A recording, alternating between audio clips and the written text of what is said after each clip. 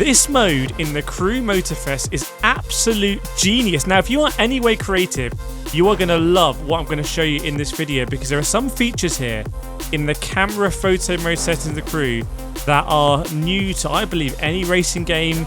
They go way beyond Gran Turismo, Forza, and I'm going to let you know some of these secret features in this video, because we're going to start off here, by the way, with just rewinding and fast forwarding in the photo mode. You can't do that in Gran Turismo 7. It makes a massive difference when you want to get that perfect shot. You can pan around, you can move the car to exactly where you want to, and it kind of blows my mind that you just can't do that in Gran Turismo. You can't even scroll in Gran Turismo in the photo mode. You have to go like normal speed or frame by frame. Absolute madness. But you can see here in the Aston Martin Vantage, just want to show you as well the way you focus in the Crew Motorfest. But when I had early access to this game, I spent so much time in this photo mode because it gives you so many more options. Some of them are not realistic. It's not trying to replicate a Sony Alpha camera. It's trying to give you the most tools you can to do stuff. Have a look at the motion blur, by the way.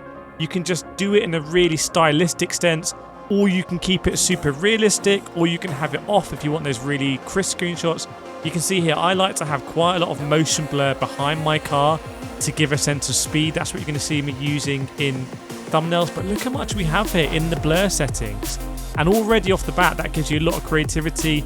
Obviously in somewhere like Gran Turismo, you can specifically alter the shutter speed and the aperture. If you use a camera in real life, you'll be really accustomed to those settings. These are not the same as using a proper Canon Sony camera, but they're just a lot more fun in my experience. You can get some super stylized shots as I'm showing you here, and sometimes the motion blur can make all the difference in that sort of secret sauce of a photo where you step back and you're like, yes, that is something that I'm super proud of creating. And as I'm going to show you in this video, then you can really whack it up with the stylistic effects. But you can see here, going up here, look at the draw distance in Hawaii. We've got the town, the city down there in the background. We're climbing up this hill.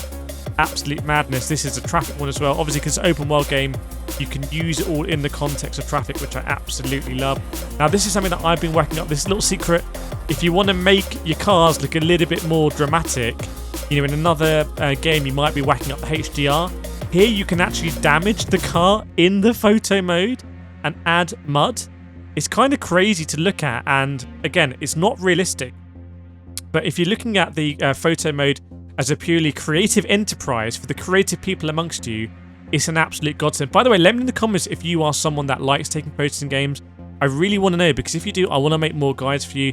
I want to share your photos on this channel. You can see here the different lighting effects you get when you're amending the damage. Now we go into style, and we got some filters here. If you're a big Instagrammer, and I'm on Instagram these days, even me, you can choose these filters, but it's a combination of these filters and the colorization and the noise and the intensity and other stuff you do in other parts like the exposure that can give you some really unique effects here. Some of them appear to sort of apply more to the cars than the environment.